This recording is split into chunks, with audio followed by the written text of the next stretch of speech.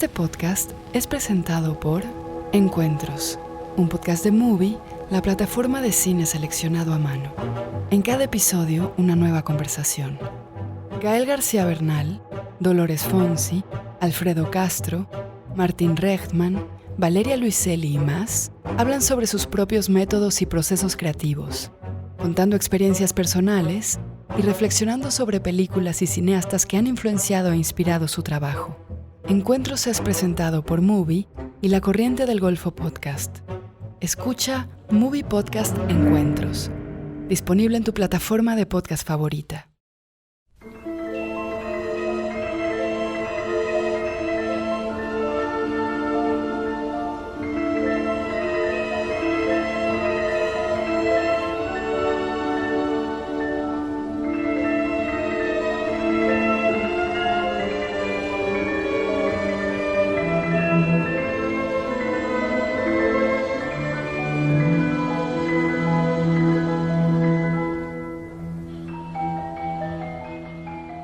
Hola a todas y todos y bienvenidos al podcast de Cannes 2023 de Otros Cines y Otros Cines Europa. Os hablamos desde el certamen más prestigioso, resonado del mundo. Este es el quinto capítulo de nuestra aventura canoise de 2023.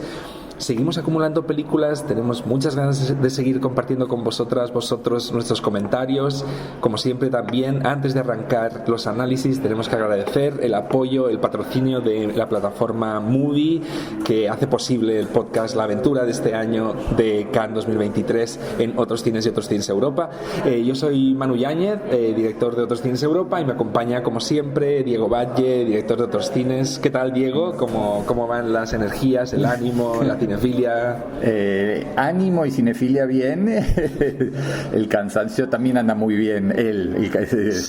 Haciendo mella en nuestros cuerpos, más no en nuestro espíritu, que creo que está todavía muy alto, porque comentábamos fuera de grabación que está siendo muy buen año, ¿no? Por supuesto que uno se queja cuando se topa con una película que no les gusta o que incluso lo irrita, pero creo que el nivel general, no solo de la competencia oficial, sino también de algunas cosas que están por fuera de concurso, es muy bueno. Claro, yo he estado siguiendo sobre todo la competición oficial por la cuestión de que invierto mucho tiempo en hacer entrevistas y por lo tanto no puedo aseverar con rotundidad o hablar de las otras secciones, aunque hoy vamos a hablar de una película que no es de la competición oficial y que a mí me ha parecido magistral, pero diría eso, que la competición está siendo muy notable y que el festival, más allá de que las películas son larguísimas, ha sido muy interesante hasta el momento. Y vamos a abordar hoy, si se quiere, dos extremos o dos vertientes de la cinefilia mundial, ¿no? Porque por un lado hay como una cinefilia más pop y más moderna y más ligado a las nuevas tendencias, a gente al último Star System, claro, de Hollywood, que es Wes Anderson, y vamos a iniciar por ahí. Pero ya podemos spoilear y anticipar que la segunda mitad de este podcast va a estar dedicado a un cineasta absolutamente reverenciado y que extrañábamos muchísimo, más de 3 décadas de ausencia, como el español Víctor Erice. Así que es emblema de una cinefilia quizá más tradicional, y de hecho la película claramente tiene un tono de cinefilia clásica, sí. Aunque tenga elementos de modernidad, como analizaremos después, ¿no? Totalmente. Pero bueno, ¿qué te pareció en líneas generales, para ir como metiéndonos en el análisis, Asteroid City, lo nuevo de Wes Anderson? A mí la verdad es que soy muy fanático, podría decir, de Wes Anderson, y esta película, sin que me parezca una de sus mejores, tiene elementos que me parecen muy, muy interesantes, no solo porque representen bien el imaginario de Anderson, digamos, está todo su universo ahí, el preciosismo, el manierismo, la cuestión de los personajes inexpresivos, este humor deadpan que juega con la inexpresividad de los actores, la cuestión de la troupe actoral, a la que hay sospechosos habituales de su cine, ¿no? Como Jason Schwartzman, Adrien Brody, Bryan Cranston, Scarlett Johansson, que ya había aparecido en otras de sus películas, pero se incorporan algunos nuevos, Tom Hanks, Steve Carell. Es un desfile extraordinario de creo que nadie puede actores. Hoy en día sumar, creo que eran 20 y pico estrellas, ¿no? Tilda Swinton, que es una habitual, puede estar ahí. Muchos de los cuales y muchas de los cuales aparecen una o dos escenas como mucho, son poco más que un cameo, y sin embargo participan gustosos porque es como un imán, como un atractivo Wes Anderson, ¿no? Es como que hay que formar partes, incluso muchos de ellos que aparecen unos pocos minutos en la película vinieron acá a la alfombra roja a acompañarlo, ¿no? Fueron a rodar la película a España, porque toda la parte, digamos, que transcurre en el desierto americano se filmó en España. O sea, sí. Es lo que en otra época quizá fue Woody Allen, ¿no? Es que el sueño, o quizá Almodóvar, es como la fantasía de todo actor mundial, ¿no? Siempre que en entrevistas preguntas a actores yankees con qué director o directora les gustaría trabajar, casi siempre es Almodóvar, ¿no? Sí. Pero sí, Wes Anderson tiene este magnetismo, y la verdad es que una cuestión que a mí me sorprende de las pelis de Wes Anderson es que se sigan haciendo, y que se sigan haciendo con producción de... O sea, esta película creo que va a terminar en la plataforma Disney, ¿no? Disney Plus, me suena. Y debería ser, ¿no? Sí, la anterior fue así, creo que esta también, y es un cine muy singular. De algún modo nos hemos acostumbrado a su universo y a su manierismo y a su propuesta alternativa a las narrativas clásicas, pero sigue ahí, sigue haciendo películas, y yo creo es claramente por la presencia de todas estas superestrellas de Hollywood, ¿no? Sí, yo creo que todas dicen, bueno, cobramos el mínimo del sindicato y te apoyamos para que vos puedas seguir haciendo este cine contracorriente. Claro. Entonces, explicando un poco hacia dónde apunta esta nueva película, Asteroid City, veníamos de The French Dispatch, donde había se formulaba la película como una especie de canto de amor a la profesión periodística. En este caso la cuestión tiene un punto meta, en cuanto a que yo veo la película como un canto de amor a la profesión actoral. El film se presenta en un primer momento como una especie de abordaje al universo teatral. El narrador de la película, que es Bryan Cranston, aparece en escena en un espacio teatral supuestamente de Nueva York. Pero por otro lado va a ser filmado como si fuera una especie de teleplay, ¿no? Como una obra de teatro filmada. O sea, ya es la meta del meta. Sí, va a ser filmada, y además ya él apunta que vamos a ver el proceso de creación de la obra. Claro. Digamos, relato enmarcado, es en blanco y negro, y vamos a ver ahí la trastienda, las puertas que se abren y el detrás del decorado y todo eso, pero el corazón de la película, o de la película dentro de la obra de teatro, es en color, en los colores esplendorosos de la dupla Anderson-Yeoman, y tiene que ver con una historia ambientada en un pueblito de 87 habitantes en pleno desierto del sudoeste de los Estados Unidos, que se llama justamente Asteroid City, en el que pasan cosas absolutamente delirantes propias del universo de Wes Anderson, que van desde explosiones atómicas porque están haciendo pruebas nucleares a pocos metros, caídas de cráteres. Entonces hay una zona ahí también que investigan y digamos el tema de los asteroides, los meteoritos.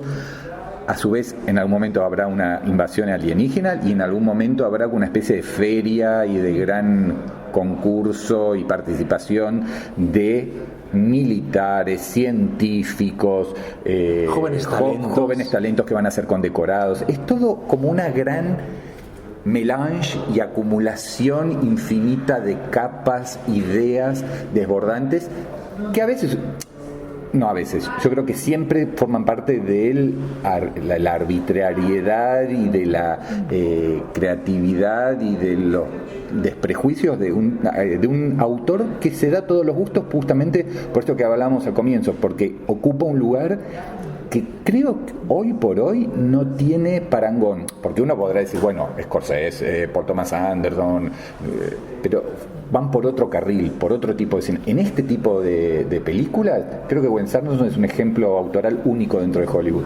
Sí, hay una cuestión que comentaste que me parece crucial, es la cuestión de la arbitrariedad, que a mí es lo que más me gusta de esta película, de hecho. Me parece casi radical esta propuesta, ¿no? Claro, esta propuesta de crear un film que prácticamente persigue el arte por el arte, y que se sostiene esencialmente por ese compromiso, por la creación casi de una troupe actoral dispuesta a rendir pleitesía al imaginario de Anderson, que por por cierto, antes en la descripción del film has hablado de una invasión alienígena. Yo hablaría más como de una presencia o aparición, ¿no? de un alien. Bueno, dejémoslo un poco en el aire, ¿no? Que es uno de los no gimmick, como de las excusas, como era en MacGuffin, como un MacGuffin narrativo, ¿no? Pero como iba apuntando yo, antes la película funciona un poco a la manera de aquella obra de teatro Noises Off, que después adaptó al cine Peter Bogdanovich, la idea de ver como el delante y el detrás de una función. Aquí el delante sería como en blanco y negro y ambientado en un espacio teatral de Nueva York, y el detrás, como has apuntado tú, sería en el desierto estadounidense. En algún momento la película juega con la idea de que esos dos universos están conectados por puertas, como si fuese eso, el escenario y las bambalinas del teatro, con lo cual hay claramente un componente surrealista que entra en juego, ¿no? Podría ser el multiverso andersoniano. Sí, tiene algo, es verdad, como de dos dimensiones que se tocan, y que lo que las une es un poco la cuestión del trabajo, de la metodología, de la construcción actoral, ¿no? De diferentes personajes. Después, como muy bien has apuntado, pues hay un montón de personajes que en algunos casos representan cuestiones que ya han estado presentes en el universo de Anderson, como la cuestión de las representaciones teatrales, la idea de un pequeño grupo que eso ya, por ejemplo, estaba en Academia Rushmore, ¿no? El protagonista, una de sus pasiones era la creación teatral. Después está la pequeña comunidad de chicos jóvenes que se van conociendo, y que gracias a esa unión pues van creciendo, van descubriendo el amor, diferentes cuestiones, que yo creo que esto remite más a Moonrise Kingdom, aunque los chicos de Moonrise Kingdom eran aún más jóvenes. Y después tenemos a todos estos actores. Claro, otro elemento crucial, digamos, a nivel temático, más allá de esta cuestión casi conceptual del homenaje al universo teatral y al universo de los actores, está la cuestión del luto, porque hay un personaje que está interpretado por Jason Schwartzman, cuya esposa ha fallecido. Cuando empieza la historia ya ha fallecido, y él tiene que compartir esta noticia con sus 3 hijas y un hijo, que el hijo es uno de los genios científicos, y con el suegro, el padre de la esposa fallecida, que está interpretado por Tom Hanks. Pero han llevado, digamos, una cosa trágica al absurdo más absoluto, porque esto igual pasa en la primera o segunda escena, digamos. Sí.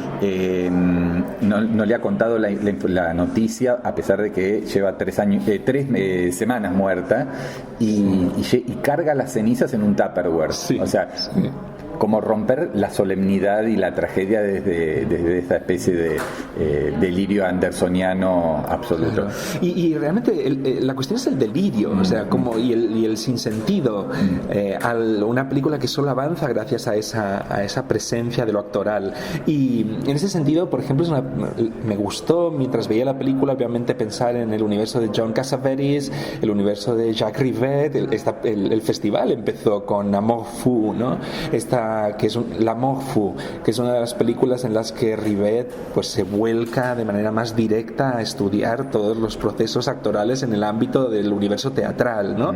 Pero también, por ejemplo, pensaba en un cineasta vuestro, cuando digo vuestro, argentino, como Matías Piñeiro, ¿no? Que también tiene esa manera de reunir actores, trabajar junto a ellos, ellas, crear Martin Regman, crear dinámicas y apuntar un poco en un momento determinado, apuntar hacia la cuestión de la felicidad, de la felicidad que otorga la creación, ¿no? Hay un momento del Asteroid City, la película de Anderson, en la parte en blanco y negro que transcurre en Broadway o off-Broadway, donde de repente una serie de actores se ponen como a gritar una especie de lema, que es algo así, no lo recuerdo exactamente, pero es algo así como: si no estás dormido no puedes soñar, ¿no? Claro. Y empiezan todos como porque entran en trance. Claro, son invitados por el dramaturgo que está interpretado por Edward Norton a interpretar que están durmiendo, ¿no? Y como a vivir el sueño. Y para mí ese momento me resultó súper emocionante. Sí, como valoración o confesión o admisión más personal, a mí me pasa que las películas de Anderson, sobre todo las últimas, ya las admiro más de lo que las vivo. Las disfrutas, ¿no? Claro, o sea, soy como un observador del artificio y de la genialidad y del despliegue kitsch nostálgico, del diseño, de los encuadres, de los travelings, de la cosa geométrica. Me parece un artista brillante, pero me cuesta empatizar o ingresar o engancharme con las historias. Es como que las vivo desde a cierta distancia. Y no me pasaba con las primeras películas, en las cuales también eran comedias y también, pero había como un poco más de vida y más de organicidad y más de profundidad en las relaciones y en las historias. Me parece que en algún sentido el artista brillante esteta le está ganando al narrador.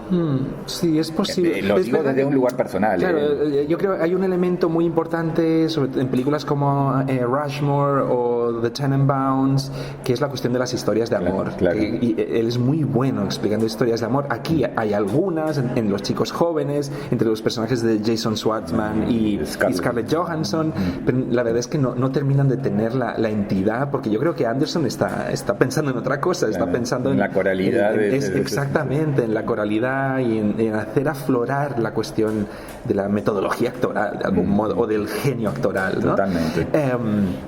Y por ejemplo, te doy la razón en cuanto a que a mí esta película quizá me ha emocionado menos que incluso The French Dispatch, donde había algunos personajes, el personaje de Nescaffier, el personaje que estaba interpretado por Amalric, el personaje de Jeffrey Wright, que representaban un poco como los desheredados, los marginados, los olvidados por la historia, y había una fraternidad ahí de los marginados que sí que me emocionó. Aquí no sé si me emociona tanto la cuestión actoral, pero hay algo sí, muy genuino, muy auténtico y muy radical, y debo admitir que sí, quizá me emociona pensar en la radicalidad con la que Anderson busca la felicidad en el gesto actoral más puro y más desapegado a la gravedad, a la búsqueda del gran tema, que es algo de lo que hemos estado hablando en podcast anteriores, ¿no? Sí, y en ese sentido creo que nuestro salto a la segunda película y el segundo autor que vamos a trabajar serían casi como, no sé si antítesis o opuestos o en cuanto a generaciones, a geografías, a tonos, a búsquedas, a formas de entender la cinefilia. Creo que ambos son brillantes y apasionados en sus respectivos extremos, pero creo que todo esto que hablábamos de Wes Anderson, en el caso de Cerrar los ojos, que es el tan esperado regreso de Víctor Erice, algunos ya creíamos que no iba a ocurrir nunca. Yo estaba más, convencido de que no iba a pasar. y cuando hace unos pocos meses, porque no fueron tantos meses, surgió la noticia de que estaba no solamente con un proyecto, sino que ya estaba en pleno rodaje, me llamó mucho la atención, y me llama también la atención desde un lugar que no tenía ni la información, yo que suelo estar, creo, bastante informado, es que la película se hizo en coproducción con la Argentina. O sea, el único país coproductor de la película es Argentina, es Pampa Films de Pablo Bossi, que es una productora totalmente alejada de este tipo de cine. Hace cine absolutamente comercial en la Argentina, y de ahí se entiende, bueno, que la música sea de Federico Yusid o que aparezca Soledad Villamil, para mí no sin demasiado sentido, cantando un tema a cámara y bueno, teniendo una escena con el protagonista, pero bueno, son lo que sabemos que imponen las coproducciones.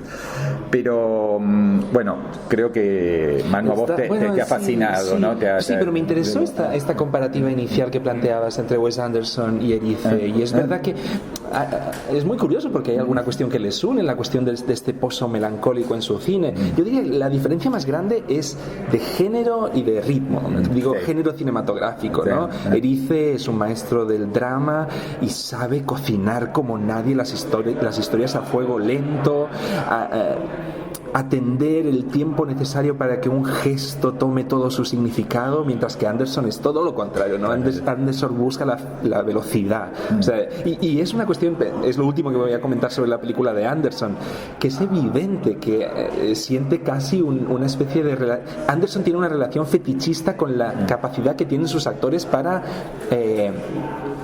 recitar sus diálogos a enorme velocidad, ¿no? Y aquí yo creo, o sea, para entrar en la troupe de Anderson has de ser capaz de hablar muy rápido, ¿no? Yo tendría grandes problemas, por ejemplo, pero en cambio en las películas de Erice, y claramente en Cerrar los ojos, que me parece una obra maestra, es el arte de la morosidad, de la parsimonia, de encontrar una temporalidad que es verdad, es muy propia de un cierto cine de la modernidad y de directores que marcaron tendencia en los 80s, 90s. Pienso en Angelopoulos, pienso más atrás pues en Tarkovsky, y quizá en el cine contemporáneo todavía de los pocos que siguen trabajando esa temporalidad y esa manera de relacionarse con el gesto y la palabra es Terence Davis, ¿no? Pero claramente son raras avis en el cine actual. Sí.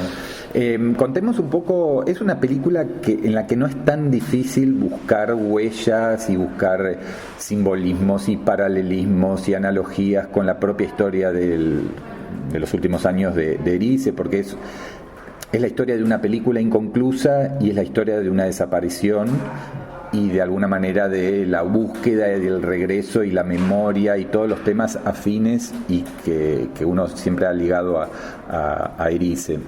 Básicamente hay un director ya retirado que cuando estuvo por hacer su segunda película junto a un actor amigo, que era un galán, se comenta que era un actor que era un galán de la época, claro, y que de hecho José Coronado es un galán de esta época. Ahí la peli está llena de elementos meta que conectan la ficción con la realidad, ¿no? Totalmente. Y por cierto, el protagonista, este director del que estás hablando, es Manolo Solo, que hace también una actuación extraordinaria. Pero continúa, perdona. Sí, entonces vamos a ver algún fragmento de aquella película inconclusa al comienzo y al final de Cerrar los ojos, o sea, cine dentro del cine, pero básicamente es 20 años después de aquel rodaje fallido. El rodaje está a principios de los 90, con lo cual esto es más o menos en 2010. Hay un programa director retirado que se ha dedicado a los guiones y a la escritura, pero se ha ido de Madrid y vive en un pueblito andaluz junto al mar con unos amigos y qué sé yo, y tiene su propia ¿cómo sería? Planta, ¿no? Sus propias plantaciones y se ocupa de los tomates y como el intelectual que ha huido de la urbe y del mundo pretencioso. Sí. Vive en una caravana, en una especie de casa rodante. Sí, casa rodante. Y bueno, es convocado por un programa de televisión de esos que toman casos inconclusos y cuando él acepta participar y de hecho va a buscar a un depósito personal estos elementos que habían quedado de aquel rodaje. Bueno, cuando el programa finalmente, estos son todos los primeros minutos, ¿no? Cuando el programa sale al aire, empieza a haber gente que se acerca, revelaciones, sorpresas y posibilidades. No vamos a contar qué es lo que ocurre, pero para mí lo que ocurre en esa segunda parte es el corazón y es la esencia de la película y la parte más emotiva. Estoy totalmente de acuerdo, ¿no? Y es una película que sobre todo yo creo opera a partir de 3 instancias memorísticas, ¿no? La primera es la de la trama interior del film, podríamos decir del universo diegético, ¿no? La ficción que construye la propia película, donde, como has apuntado muy bien, hay un director que está intentando de algún modo no recobrar esta amistad perdida, pero al menos saber, ¿no? Intentar saber qué pasó con ese actor que era muy buen amigo suyo. Y que desapareció en pleno rodaje. Sí, que compartieron una juventud también militante y también militar, porque los dos parece que hicieron el servicio militar juntos, y después eso, este director ayudó al otro actor para lanzar su carrera, ¿no? Está esa instancia memorística. Después hay otra que es la cuestión de la memoria histórica, que en el cine de Erice siempre ha tenido mucha presencia. Recordemos, ¿no?, en El espíritu de la colmena, estos personajes que están como en el fondo del film y que aluden a la Guerra Civil Española, que también ocurre en el sur. Y aquí y hago un paréntesis, aparece en esta película Ana Torrent. O sea, hay como revisitaciones y auto... Claro, esa es la tercera instancia memorística, ¿no? Estamos en la segunda, que es la cuestión de la memoria histórica, porque en esa película, dentro de la película, está protagonizada por un personaje que es un hombre mayor, Josep Maria Pou, que es un hombre de origen judío y que entendemos que ha estado vinculado al exilio de la Guerra Civil Española. Y este otro personaje, al que interpreta el José Coronado, el galán de aquella época que desapareció, también es un hombre que en los comentarios que vemos, dentro de la película, se habla de que él también estuvo vinculado al exilio y al bando republicano en la Guerra Civil Española. También hay alusiones en el film a la memoria del exilio argentino, de la dictadura de los años 70, y hay toda esta cuestión, ¿no?, de la presencia de la memoria histórica, incluso alguna pequeña alusión a la transición a la democracia en España, ¿no? Y después la tercera instancia memorística, que para mí es la más interesante y que ya has empezado a escarbar en ella, Diego, es la cuestión de la memoria de la obra de Erice. Sí. Y como todo el film está plagado de citas a esa memoria, desde... Y esto quizás es una de las cuestiones más emocionantes, el viaje al sur, ¿no? La película del sur, en aquel film de los años 80 se trabajaba con la posibilidad de ir hacia el sur, de un personaje que había dejado ahí una memoria inconclusa, ¿no?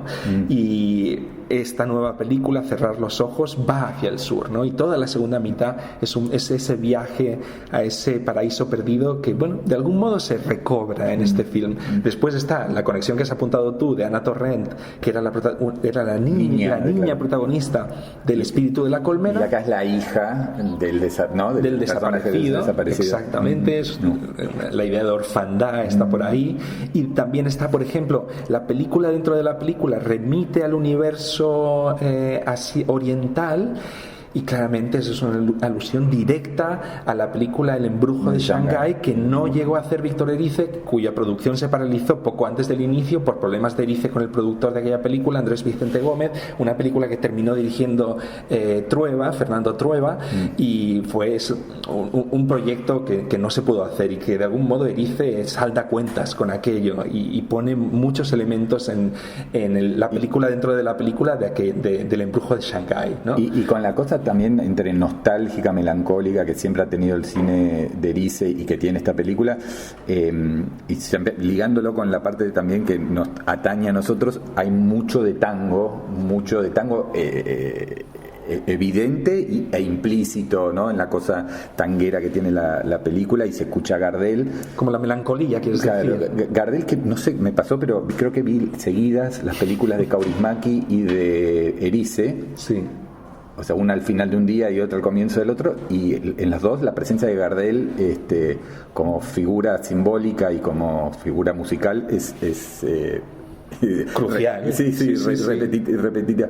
Y a vos recién hablabas de los conflictos de Erice con su productor en aquel proyecto inconcluso, y me gustaría retomar después, si querés seguimos un poquito más el análisis, pero algo que ha pasado en las últimas horas, y es que Erice, que no vino a Cannes, mandó a El País una carta abierta, no sé si la alcanzaste a leer. Sí, la leí.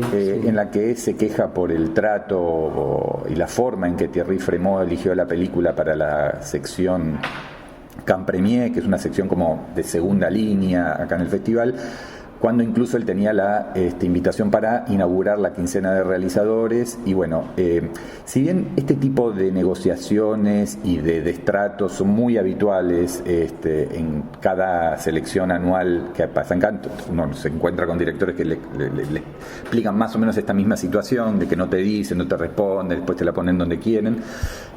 Pero en el caso de Erice no es un director más, y un director que regresa después de 31 años tampoco es un hecho cinéfilo anecdótico. Entonces, y viendo, más allá de que nos gusta mucho la selección de este año, viendo algunas películas que están en competencia oficial, que no se pueden creer, por nivel entre discreto, mediocre o en todo caso aceptable, que se hayan perdido la oportunidad histórica de programar el regreso de Erice en competencia oficial, me parece un desatino y un despropósito. Quería hacer eso porque me me pareció que enganchaba con esto de Erice nunca ha sido una persona fácil, ha tenido incluso algunas, no sé si denuncias, recuerdo de ser un tipo bastante complicado en los rodajes, en cuanto a actitudes y todo eso, entonces creo que venía a cuento. Para mí es una pena todo esto, en el sentido de que todo, o sea, es una obviedad que Erice tenía que estar en la competición oficial, o sea, para mí es la mejor película del festival, pero también me parece una pena que todo esto haya tenido este crescendo, me parece súper inoportuno que Erice de repente saque esta carta. Lo único que está consiguiendo el propio Erice con esto es que estemos hablando de esto en vez de estar hablando de su película. Pero estamos hablando de su película también, Manu. No, pero creo que aquí le ha traicionado el ego. O sea, creo sinceramente que él se sintió extremadamente... Él explica que sí, que le habían ofrecido la cuestión de la quincena y que yo creo que... él se siente ofendido por no estar en la competición oficial, en justicia. Pero tiene 83 años y probablemente esta sea su última película, ¿no? Sí. Ojalá que no, pero... Pero al final con esto es lo que te digo, al final todo el mundo está hablando de esta polémica y no está hablando de la película, que es lo importante. Y, por ejemplo, continuando con la película y con la cuestión de esta tercera como dimensión memorística del film, que ya está hablado vínculos con El espíritu de la colmena, con El sur, con El embrujo de Shanghái, la película que no llegó a hacer el propio Erice. La única película que me había dejado en el tintero, que es mi favorita de hecho, es El sol del membrillo, ¿no? La película que ganó el Gran Premio del Jurado aquí en Cannes en el año 1992. Esa película sí estuvo en la competición oficial, ¿no?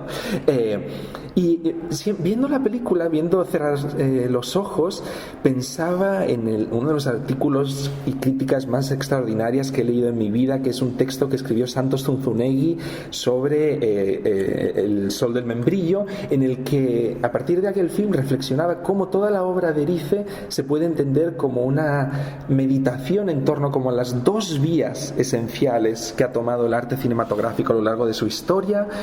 Obviamente está hablando del documental y la ficción, aunque Zunzunegui prefiere hablar de la vía Lumière, por los hermanos Lumière, los padres del cine que empezaron haciendo esencialmente documentales, y la vía Méliès, ¿no? Que es la de la fantasía, la de la fabulación, y vuelven a aparecer de lleno en Cerrar los ojos, ¿no?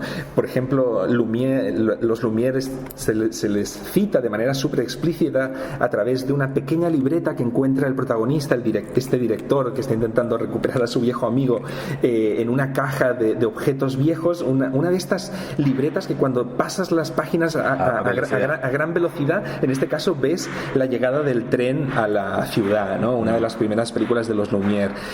Y por otra parte el film, ¿no? Toda esta película, Cerrar los ojos de Erice, en varios momentos se dispara de una manera maravillosa hacia la cuestión de la fabulación e incluso del sueño, de la fantasía. Hay un momento, para mí, uno de los grandes momentos de la película en los que el director... es difícil hablar de estas películas con películas dentro de estas películas tan meta, ¿no? Pero este director al que encarna Manolo Solo dice que él siempre ha imaginado cómo desapareció su amigo, porque además hay un elemento, unos objetos, en la película trabaja con objetos icónicos. Unos de estos objetos son unos zapatos que aparentemente dejó el actor antes de desaparecer y que se encontraron, y él siempre ha imaginado cómo debió desaparecer, y la película nos regala un pasaje de unos 5 minutos donde se convierte en imágenes esa fantasía de fuga. Y es un momento maravilloso donde José Coronado otorga fuerza a cada gesto, a cada mirada, y lo llena de melancolía, ¿no? A mí lo que menos me gusta de la película, yo la considero una muy buena película, pero no comparto el entusiasmo, que además yo creo que es justificado por parte de todos ustedes los españoles, porque para ustedes... es casi más que una película, ¿no? Claro, es una religión, ¿no? Forma parte de un culto en el buen sentido de su culto.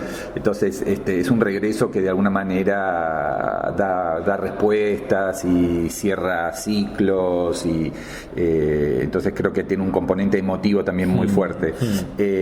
Yo creo que lo peor de la película es la película dentro de la película. O sea, me parece que es una película vieja. Me parece de lo mejor. Me parece de lo mejor.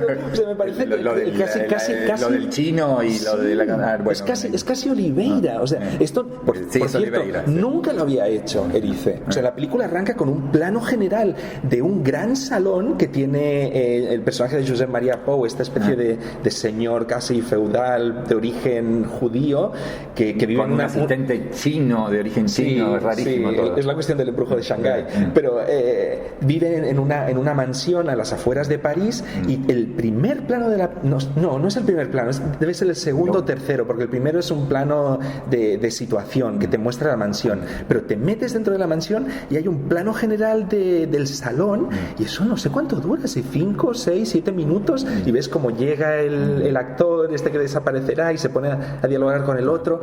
Está bien. Entiendo, es muy extraño, pero es rollo Oliveira. O sea, a mí me gusta un montón. Pero todo bien. De hecho, hay colegas españoles, que es lo que más les gusta de la peli, esta peli dentro de la peli. Pero sí que es verdad que es un poco...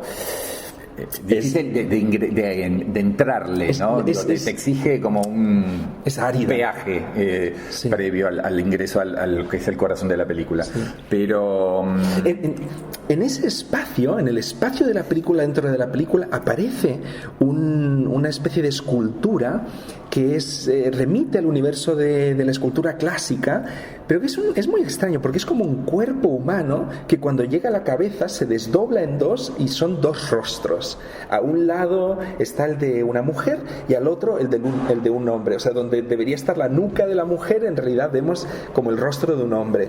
Y a mí me parece, he hablado de estos objetos que tienen una dimensión simbólica, icónica en el film, y para mí ahí está la peli, en esa escultura, en la cuestión dialéctica, y yo conecto esos dos rostros, hombre, mujer, con esas dos vías del cine, la vía Lumière, la vía Méliès, y cómo a fin de cuentas cerrar los ojos es una película que conjuga la idea de lo real en cuanto a cómo el cine consigue capturar el transcurso del tiempo. Obviamente hay esta referencia a una película hecha hace 20 años, perdida, pero esencialmente la cuestión del paso del tiempo está en el rostro de Anna Torrent, ¿no? Que era una niña en el espíritu de la colmena y ahora es una mujer mayor prácticamente. Ahí está el paso del tiempo, ¿no? Lo que decía Jean Cocteau, ¿no? Que el cine permite ver a la muerte trabajando, ¿no? Y que está aquí de lleno. O lo que decía André Bazin, de que el cine es como un arte que momifica el transcurso del tiempo, ¿no?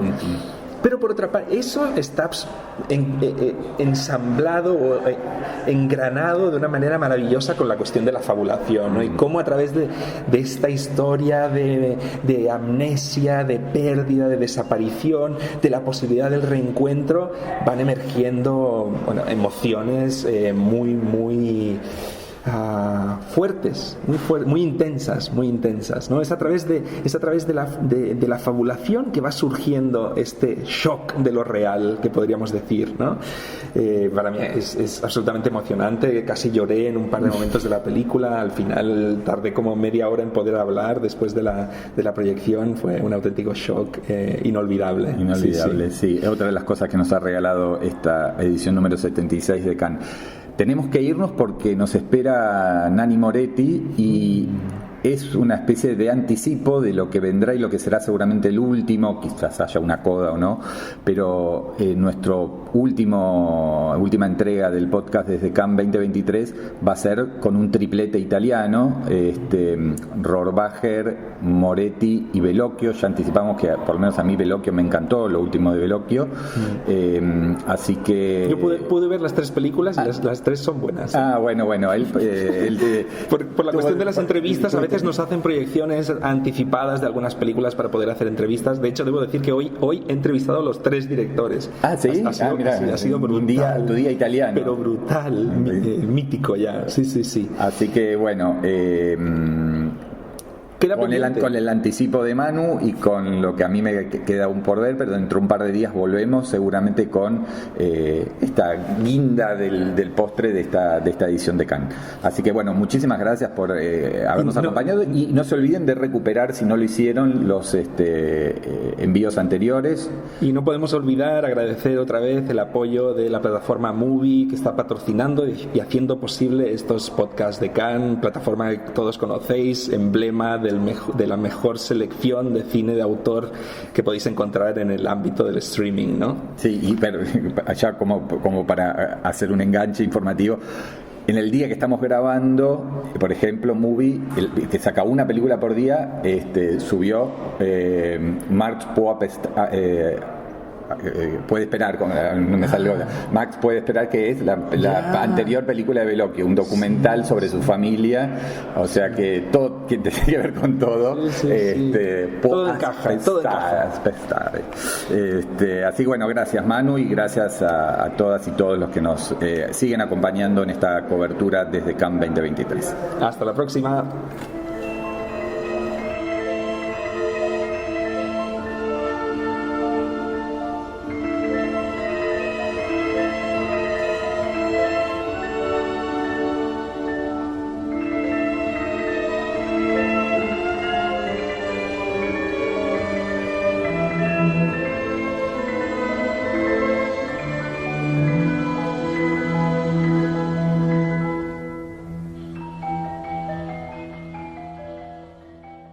Este podcast fue presentado por Encuentros, un podcast de Movie, la plataforma de cine seleccionado a mano. En cada episodio, una nueva conversación. Mercedes Morán, Paulina García, Jairo Bustamante, Santiago Motorizado, Benjamín Neistat y más hablan sobre sus propios métodos y procesos creativos, contando experiencias personales y reflexionando sobre películas y cineastas que han influenciado e inspirado su trabajo. Encuentros es presentado por Movie y La Corriente del Golfo Podcast. Escucha Movie Podcast Encuentros, disponible en tu plataforma de podcast favorita.